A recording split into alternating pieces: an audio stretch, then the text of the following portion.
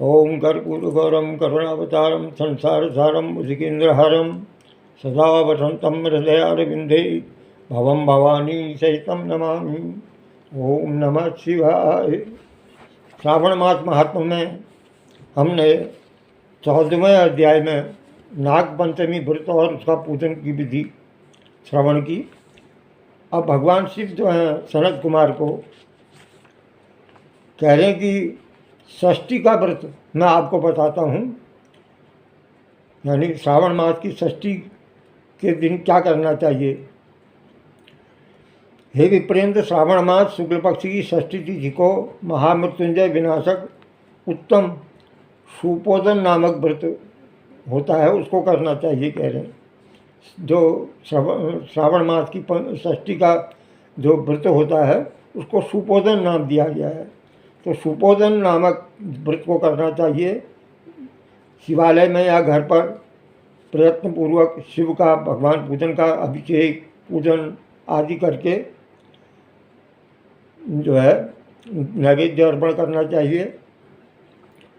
इस संबंध में भगवान शिव कह रहे हैं कि हे सनत कुमार, मैं आपको एक वृतांत बताता हूँ। कह रहे हैं, रोहित नाम का एक राजा था, बहुत समय तक अपुत्र वाला था, उसके कोई संतान नहीं थी। उसने पुत्र प्राप्ति के लिए कठोर तप किया। तप के प्रभाव से प्रकट होकर के ब्रह्मा ने उससे कहा कि हे राजन, तेरे भाग्य में पुत्र है ही नहीं। फिर भी वो राजा जो है, रोहित नाम का जो राजा था, वो पुत्र प्राप्ति के लिए कठिन परिश्रम तप व्रत करता रहा, तपस्या करता रहा। संकट में आकर के ब्रह्मा जी फिर प्रकट होकर के कहने लगे, हे राजन, तुम्हें मेरा दिया हुआ जो पुत्र होगा वो अल्पायु होगा। इस प्रश्न पर राजा और रानी ने निश्चय किया कि पुत्र प्राप्ति के बंध्यापन से के दाग तो मिट जाएगा, लोग ये तो नहीं कहेंगे ये बंध्या है, इसलिए अपुत्र होने की निंदा तो मिट जाएगी। यही होता है। ब्रह्मा के वरदान से शोक और हर्ष से युक्त उस रोहित नाम की रानी का एक पुत्र हुआ। राजा ने जात कर्म आदि संस्कार किया। दक्षिणा नाम वाली जो उसकी रानी थी रोहित की, उसने उस अपने पुत्र का नाम, राजा ने अपने पुत्र का नाम जो है शिवदत्त रखा। मन में डरते हुए भूमिपाल ने उस लड़के का उपनयन संस्कार किया। मृत्यु के भय से विवाह नहीं किया, क्योंकि ब्रह्मा ने कहा था कि यह अल्पायु होगा करके, इसलिए उसका विवाह नहीं किया। जब 16 साल का हुआ तो उसकी मृत्यु हो गई। तो उस ब्रह्मचारी पुत्र के मरने की याद से राजा बहुत चिंता में रहने लगा, क्योंकि कहा जाता है कि जिस वंश में ब्रह्मचारी का मरण होता है, ब्रह्मचारी का मतलब जिसका विवाह आदि न हुआ हो और उसकी मृत्यु हो जाए तो ब्रह्मचारी मृत्यु कहलाती है। क्योंकि जिस वंश में ब्रह्मचारी का मरण होता है उसका क्षय हो जाता है। सनत कुमार ने शिव से पूछा, क्या इसका कोई उपाय नहीं है जिसके करने से इस दोष की शांति हो जाए।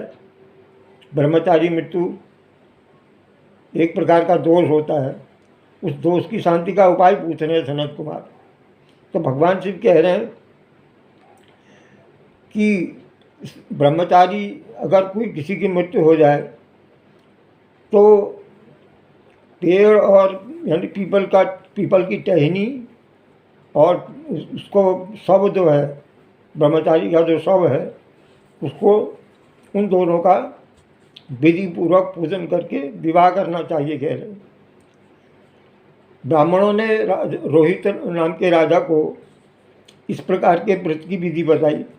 कहा कि आप ऐसा करिए, अर्क विवाह करिए, यानी पीपल की शाखा और सब को हल्दी और तेल द्वारा लेप करके पीले सूत से उसको वेष्टित करके 2 पीले कपड़े ओढ़ा करके अग्नि स्थापना करके विवाह की विधि जैसी होती है उसके अनुसार आगारांत हवन करके अग्नि में बृहस्पति कामाचार व्याहृतों से होम करना चाहिए और शिष्टकृत संख्यक होम करके कर्म को समाप्त करना चाहिए। उसके बाद पीपल की डाल और जो मर गया है मृतक, उन दोनों को जो है जला देना चाहिए।